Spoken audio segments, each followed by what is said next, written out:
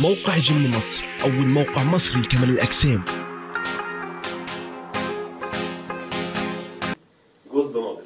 النهارده هنلعب تمرين البنش، هنلعب تمرين ضغط وتمارين للدنابل. أهم حاجة التركيز. هنلعب بنش وهنخلي البنش يكبر ويترسم وشكله شيك وشكله جميل. أهم حاجة نلعبه وما نكسلش. التمرين مش هتاخد مننا وقت خالص. أول حاجة هنلعب تمرين الضغط، هنلعب ضغط بأنواعه. نلعب على قد ما نقدر. المرة دي قدرت تعمل 3، المرة الجاية هتعمل 5، بعد كده هتعمل 10، بعد كده هتعمل كتير. أهم حاجة التركيز والإصرار. أول تمرين هنعمل تمرين الضغط العادي جدا.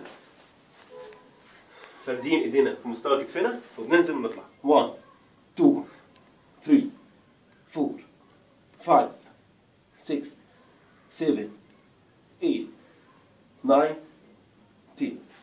طبعا انا بلعب بوريكم احنا هنلعب كذا. انت تقدر تعمل، انا عملت 10، تقدر تعمل 20، تعمل 30، اعمل 50، مفيهاش اي حاجه. تاني تمرينه، الكلام ده كله قبل ما نخش تمرينه البنش عشان نجهز البنش ونسخن العضله، لان احنا نخش بضخ الدم فيها على طول ونكبرها. تاني تمرينه هنحط رجلينا حاجه عاليه وهنلعب بالطريقه دي.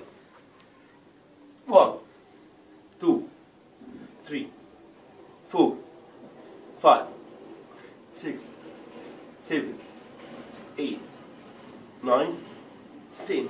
ده تاني تمرينه. نلعب مستوى اعلى. تالت تمرينه تمرين السقف. هنلعب ونسقف وننزل تاني، نطلع ونسقف وننزل تاني. التمرين ده حلو جدا وبينشطنا جدا. نلعب برضه زي ما قلنا على قد ما تقدر. العب ما تكسلش. العب ضغط لو في الشغل، لو مع اصحابك، لو في النادي. العب ضغط على قد ما تقدر. ضغط بيشغل الكتف، بيشغل تمرين التراي، وبيشغل الساعد، وبيشغل كذا حاجه في الجسم. فلازم نلعبه كتير قوي ويبقى اسهل حاجه عندنا. دلوقتي هنلعب تمرين السقف. نلعب زي ما قلنا على قد ما نقدر. نلعبه بالطريقه دي. 1 2 3 4 5 6 7 8 9 10. لقينا دلوقتي 3 تمارين لتمارين البنش. نلعب دلوقتي اخر تمرينه ليهم، تمرين الضغط. اخر تمرينه ليها هنحط اوزان قدامنا كده بمنتهى البساطه،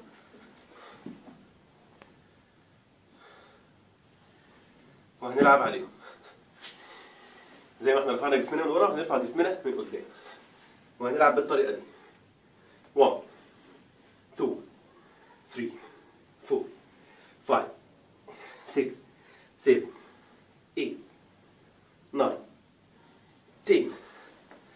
هنلاقي البنش عندنا شادد وبدأ يسخن وبدأت العضلة تشتغل أكتر.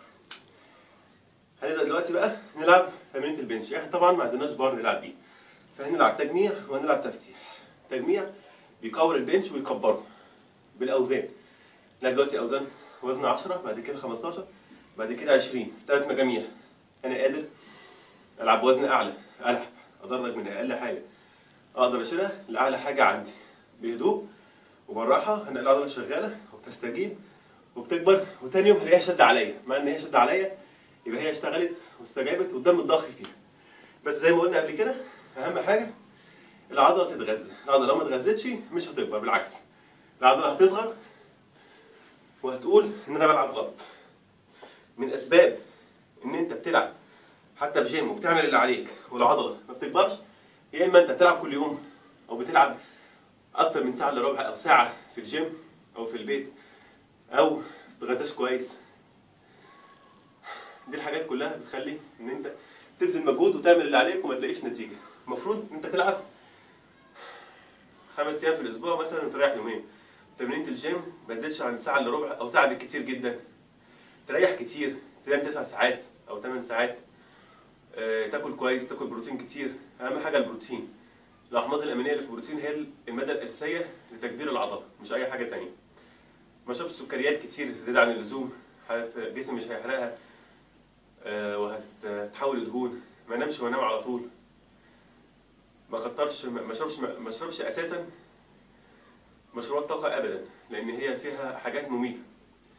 الحاجه الوحيده اقول لك كتر منها يعني من غير اي حدود، الميه، تشرب ميه على قد ما تقدر، مفيده بمنتهى.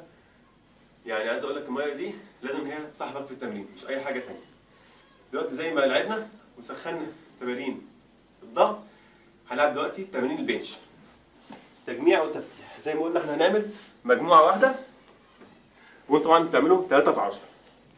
اهم حاجه اللي عنده دكه بيلعب عليها كويس جدا، اللي عنده مخده بيلعب عليها كويس جدا. اهم حاجه ترفع كتفك من على الارض مقام شبرين مثلا او شبر واحد. هنلعب بالطريقه دي. ده اول حاجه تمرين تجميع. 1 2 3 4 5 6 7 8 9 10. ده اول حاجه عملناها اللي هو التجميع. والله ان احنا مش بننزل للاخر، احنا بننزل بس في مستوى كتفنا، لان اكتر من كده هتشغل معانا عضله المجنص. احنا مش عايزين كده، احنا عايزين التركيز بس يبقى على عضله البنش. ده اول حاجه طبعا هنلعبه 3 في 10. تاني حاجه عندنا هنلعب تمرين تفتيح. التفتيح بقى ده هو اللي بيرسم البنش ويخلي شكله شيك وسمارت، فلازم نهتم بيه برضه، خصوصا ان احنا ما عندناش امكانيه في البيت احنا نلعب حاجه تاني، لان احنا ما عندناش بار. والتمارين دي ان احنا لو لعبناها وانتظمنا عليها هتكبر البنش وتلاقي شكله شيك شكله سمارت، ومش هنحتاج نروح جيم ولا ندفع اي فلوس ولا نشتري سبلايمنت ولا تولز ولا اي حاجه. كل اللي محتاجينه بس جوز دمبل. تاني حاجه تمرين تفتيح. نفرد ظهرنا ونلعب بالتكنيك ده. 1 2 3 4 5 6 7 8 9 10. هنلعب التمارين دي 3 مجاميع، كل مجموعة 10 عدات. لو التزمنا ولعبنا على التكنيك ده هيطلع لنا عضلات وهيبان ويبقى شكلنا سمارت جدا من غير ما نروح جيم ولا ندفع حاجة. والفلوس اللي هنوفرها يا اما تجيب بيها سبلايمنت، يا اما تجيب بيها تغذية، يا اما تشتري بيها بروتين كتير تاكله في البيت. شكرا جزيلا. كان